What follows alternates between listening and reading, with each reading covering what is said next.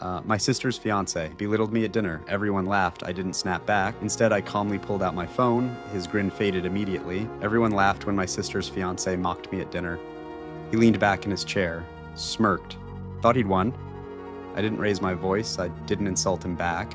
I just pulled out my phone and watched the color drain from his face.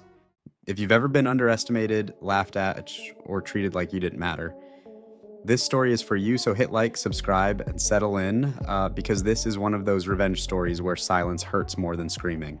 My name is James, I'm 29, and for as long as I can remember, I've been the wrong piece in my family's perfect puzzle.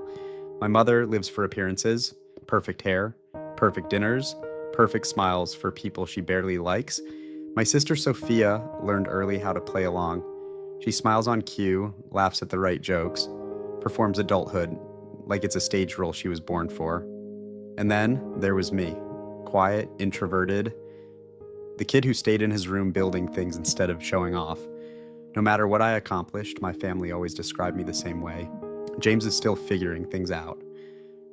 That phrase followed me everywhere, even after my tech startup started doing well, even after investors stopped calling me promising and started calling me proven. To them, I was still the odd one out. Sophia introduced Chad like he was a prize she'd won. Tall, loud, perfect teeth, the kind of guy who shakes hands too firmly and talks too confidently.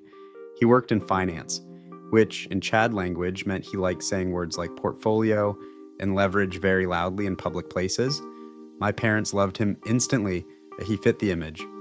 From the very first dinner, Chad talked at people, not with them, especially me.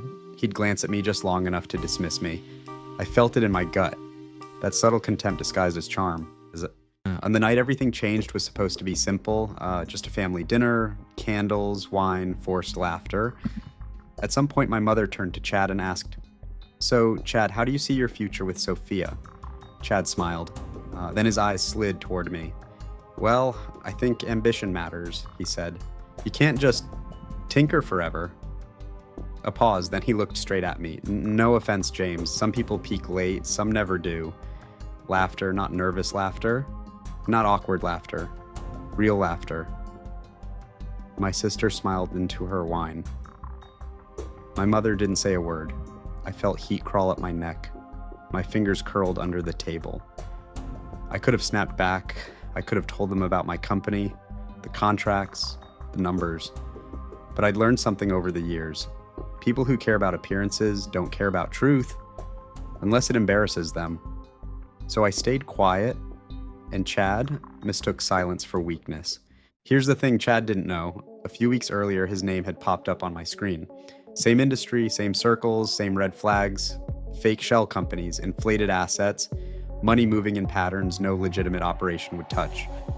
I hadn't gone looking for dirt, but once you see something like that, you can't unsee it. I saved everything. Not for revenge, not at first, just insurance. After that dinner, Chad's behavior escalated. Every family gathering became a stage. James is more of a behind-the-scenes guy, Chad would joke. Behind the scenes, like I was invisible. The wedding approached fast. Sophia was glowing. My mother was in full perfect family mode. And I knew something important. They didn't want truth. They wanted a show, so I gave them one. The reception hall buzzed with music and champagne. Chad stood at the microphone, confident as ever. Then Sophia asked me to say a few words. The room quieted. I stood up slowly. My heart wasn't racing. It was calm, terrifyingly calm. I smiled. "I just want to say how happy I am for Sophia," I began. "She's always believed in finding the perfect partner." Chad grinned. Then I pulled out my phone. "And I believe in transparency." I connected it to the projector. The first slide appeared. Company names, dates, transactions. The room went silent. Chad's smile froze. "These," I said calmly, "are financial records tied to Chad's firms. And these clickwits are the discrepancies." Gasps, whispers. My mother's face went pale. Sophia stood frozen. Chad lunged forward. "Turn that off," he snapped, but it was too late. Screenshots, emails, a clear trail. I didn't yell. I didn't insult him. I just let the truth breathe. Security stepped in. Guests avoided eye contact. Chad's confidence collapsed in real time.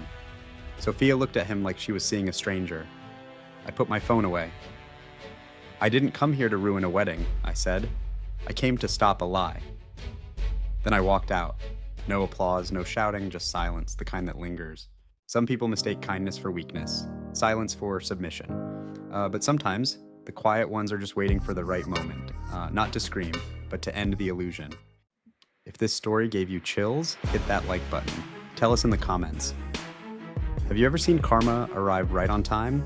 And don't forget to subscribe for more unforgettable Reddit revenge stories, because sometimes the calmest response is the most devastating one of all.